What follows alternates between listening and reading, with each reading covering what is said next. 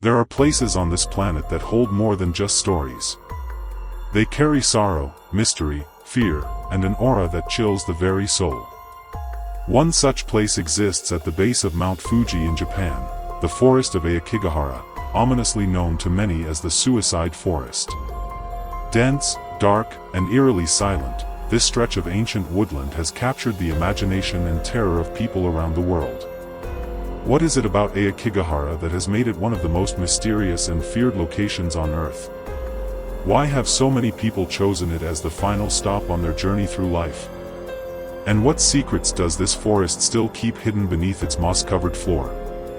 In this deep-dive documentary, we will explore the tragic history, chilling legends, real-life encounters, cultural context, and the undeniable energy that surrounds Aokigahara. We will uncover personal stories, psychological factors, spiritual beliefs, and societal pressures that all converge in this single, haunted forest. By the end of this journey, you will not only understand what makes Aokigahara so terrifying, but you might also begin to see the forest in a way you never imagined. A brief history of Aokigahara.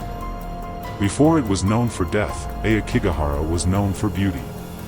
It stretches across the northwestern flank of Mount Fuji and spans more than 30 square kilometers. Formed from lava flows from the great eruption of Mount Fuji in the year 864, the forest sits atop solidified volcanic rock. Aokigahara is so thick with foliage that sunlight barely penetrates the canopy. The floor is uneven, rocky, and covered with roots, giving it an almost otherworldly appearance.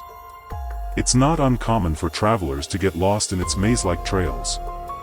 Compasses often fail due to the rich iron deposits in the soil, adding to the forest's disorienting effect. Historically, the forest has been associated with supernatural beliefs. In Japanese folklore, it is considered home to eerie, spirits of the dead who cannot find peace. The silence of the forest is uncanny. There are no animals. No birds.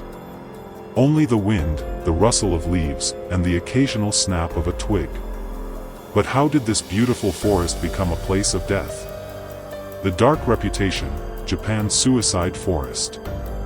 The association between Aokigahara and suicide is long-standing but gained intense notoriety after the publication of Saicho Matsumoto's novel, Kurwajukai, in 1960, in which a couple ends their lives within the forest.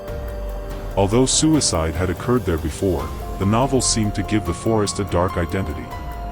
Japan has one of the highest suicide rates among developed nations, and much of it stems from a culture that places immense pressure on success, honor, and conformity.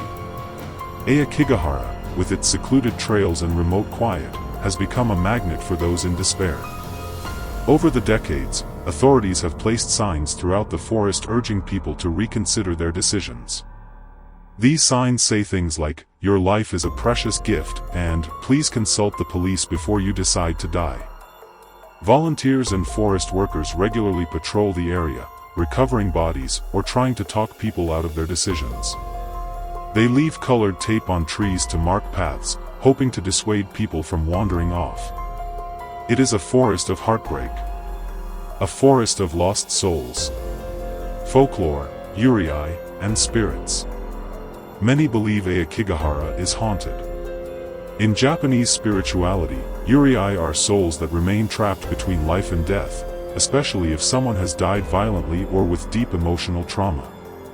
These spirits are often angry or mournful and, according to legends, can lure visitors into the depths of the forest. Stories abound of people hearing whispers, seeing shadowy figures, or feeling watched.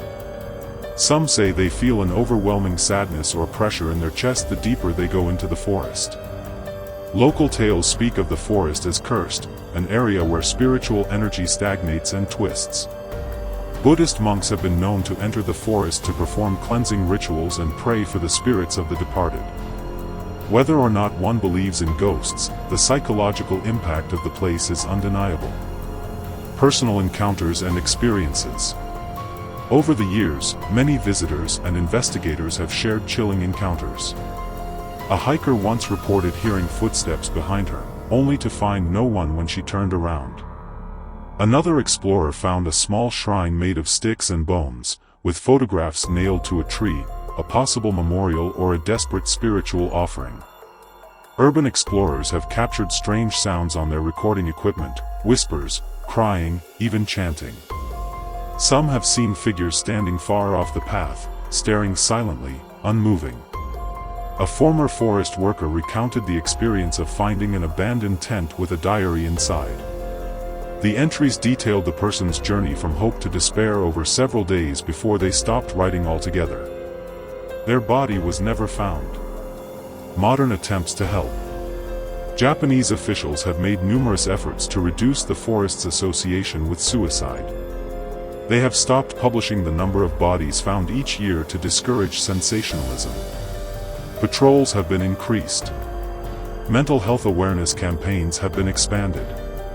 Despite these efforts, the reputation remains. Part of the challenge lies in Japan's cultural attitude toward mental health, which still carries stigma.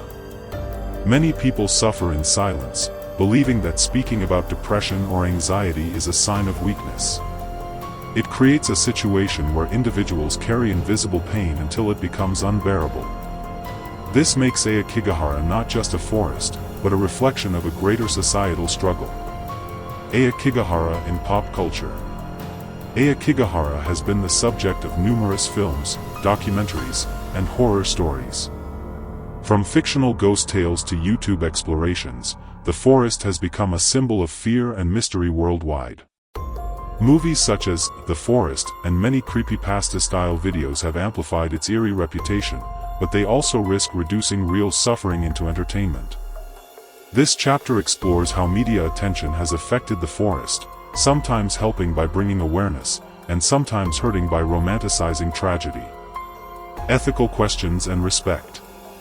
As more people visit the forest out of curiosity, questions arise about how to treat the space.